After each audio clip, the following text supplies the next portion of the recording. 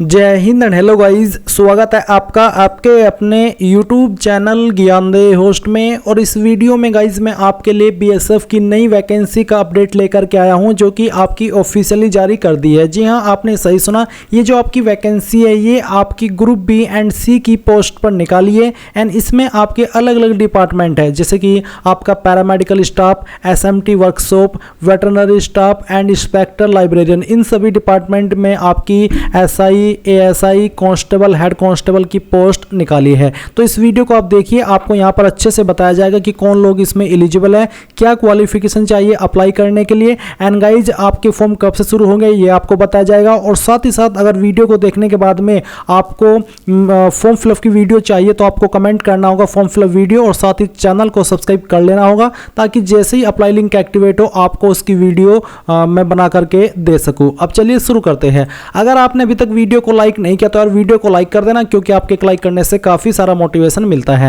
And उसके बाद video के डिस्क्रिप्शन में जो मैंने लिंक दिया है, लिंक आप ओपन करेंगे, आपके सामने ये सभी जानकारी यहां पर आ जाएगी। आप यहां से भी चेक कर सकते हैं। एंड फिर आप ऑफिशियल यहां पर इंपॉर्टेंट लिंक के सेक्शन में आकर के ऑफिशियल शॉर्ट नोटिफिकेशन पर क्लिक करेंगे तो आपके सामने नोटिफिकेशन आ जाएगा, जो कि आप खुद से भी देख सकते हैं। आपको यहां पर एक बार फिर से रीड करके बताता हूं। इसमें आपका शॉर्ट एडवर्टाइजमेंट ये जारी किया है, वेरियस पोस्ट, जो कि ग्रुप बी एंड सी की है, जहां पर पैरामेडिकल स्टाफ रहेगा department, SMT workshop, veterinary staff and inspector librarian आपका रहने वाला है। इसमें बोला है online applications are invited from eligible and interested male and female Indian citizen, यानी कि इसमें मेल एंड फीमेल दोनों अप्लाई कर सकते हैं, और आप ऑल इंडिया से इसमें अप्लाई कर सकते हैं। ऐसी कोई कंडीशन नहीं है कि आप किसी एक पर्टिकुलर स्टेट से ही अप्लाई कर पाएंगे, ऐसा कुछ नहीं है, आप ऑल इंडिया से अप्लाई कर सकते हैं।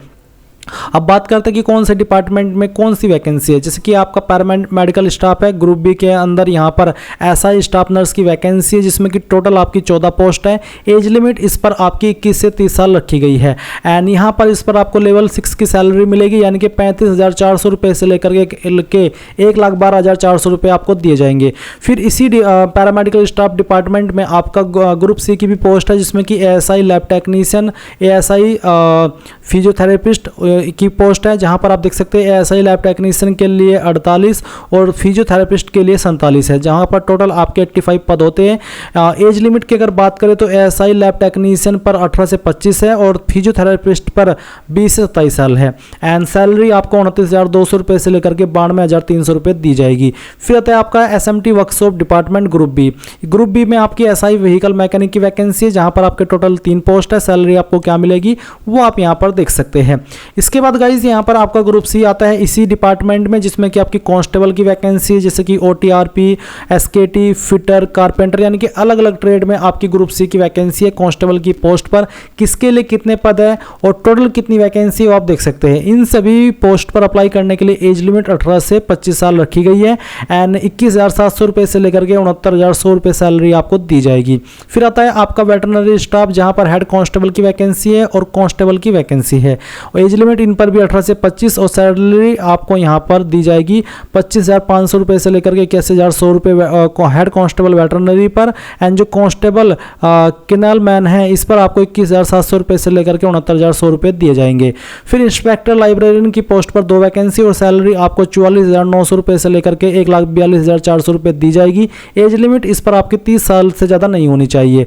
अब यहाँ पर बात करें कि इसके फॉर्म आपके कब से स्टार्ट होंगे, तो गाइज इसके जो फॉर्म स्टार्ट होने के यहाँ पर डेट है वो 18 मई 2024 है, और 16 जून 2024 तक आप फॉर्म भर पाएंगे। यहाँ पर इस नोटिफिकेशन में ये बोला है कि 30 दिन जैसे ही आपका नोटिफिकेशन एम्प्लॉयमेंट न्यूज़पेपर में आता है उसके 30 दिन बाद तक आप फॉर्म को भर सकते हैं। तो अभी इसका एम्प्लॉयमेंट न्यूज़पेपर के अंदर नोटिफिकेशन आना बाकी है, जो कि आपके आने वाले एडिशन के अंदर आएगा। जो आपका अगला एडिशन आएगा मई का एम्प्लॉयमेंट न्यूज़पेपर का, उसके अंदर इसका प्रकाशन होगा, और फिर उसके नेक्स्ट डे से आपके फॉर्म शुरू हो जाएंगे, यानी कि 18 मई से आपके फॉर्म शुरू हो जाएंगे।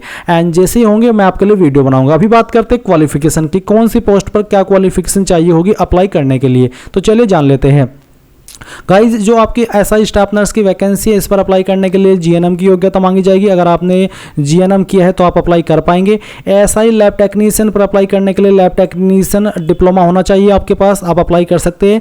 एसआई फिजियोथेरेपिस्ट पर अप्लाई करने के लिए यहाँ पर आपके पास फिजियोथेरेपी डिप्लोमा होना चाहिए। इसके अलावा गाइज जो आपके एसएमटी वर्कशॉप की डिपार्टमेंट की वैकेंसी है ग्रुप बी एंड सी के लिए, ये भी आप पोस्ट वाइज देख लीजिए।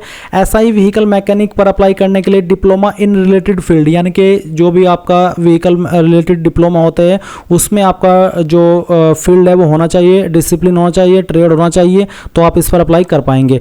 फिर जो आपके कांस्टेबल की पोस्ट है इन पर अप्लाई करने के लिए जैसे कि आईटीआई इन रेस्पेक्टिव ट्रेड और 3 ईयर एक्सपीरियंस, यानी कि या तो 10वीं के बाद में आपके पास आईटीआई होनी चाहिए उसी ट्रेड में जिस ट्रेड में आप अप्लाई कर रहे हैं, नहीं तो आपके पास 3 साल का एक्सपीरियंस होना चाहिए। इसी प्रकार से जैसे कि एग्जाम्पल के लिए मैं आपको बताऊं, अगर आपने 10वीं की है और आपके पास जो आपका फिटर का ट्रेड है उसमें आपने आईटीआई किया है 2 ईयर का, तो आप इस पर अप्लाई कर सकते हैं। पर अगर आपने आईटीआई नहीं किया और आपके पास फिटर ट्रेड में 3 साल का एक्सपीरियंस है बिना आईटीआई किए भी, तो आप तब भी इस पर अप्लाई कर पाएंगे। जी हाँ, आपने सही सुना, और करके बोला है। और का मतलब इंग्लिश में या होता है, हिंदी में होता है एंड, और एंड से मतलब हो जाता है कि ये भी चाहिए और ये भी चाहिए, पर इंग्लिश में और का मतलब है या तो ये या फिर ये। तो इसका मतलब आपको यहाँ पर समझ आ ही गया होगा कि अगर आपके पास 10वीं है और साथ ही आईटीआई है दिए गए ट्रेड में, तो आप तब भी अप्लाई कर सकते हैं। आईटीआई नहीं है और 3 साल का एक्सपीरियंस है तब आप अप्लाई कर पाएंगे।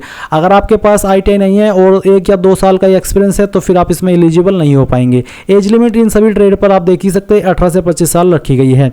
फिर आता है आपका वेटरनरी स्टाफ, तो इसमें एचसी वेटरनरी के लिए एक वैकेंसी अप्लाई करने के लिए इस पर 12वीं की योग्यता मांगी है जो कि आपने बायोलॉजी के साथ में की हो, या फिर वीएलडीए। तो मैं आपको बता दूं कि अगर आपने 12वीं बायोलॉजी स्ट्रीम से की है तो आप इस पर तब अप्लाई कर पाएंगे, फिर आपको वीएलडीए की आवश्यकता नहीं है। कांस्टेबल कैनलमैन के लिए आपसे 10th पास प्लस 2 ईयर्स एक्सपीरियंस, यानी कि आपके पास 10वीं होनी चाहिए, साथ ही साथ 2 साल का एक्सपीरियंस भी होना चाहिए।